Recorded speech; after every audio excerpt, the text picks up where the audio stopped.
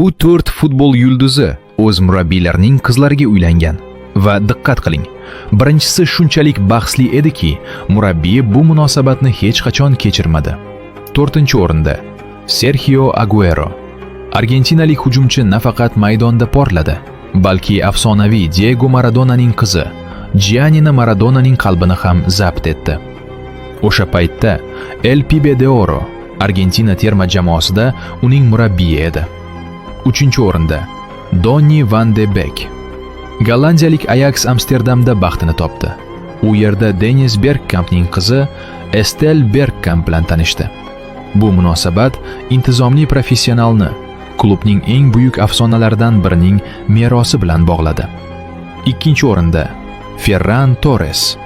FC Barcelonaga o'tganidan keyin u Sira Martinez bilan munosabatini ommaga e'lon qildi. U o'sha paytda Ispaniya terma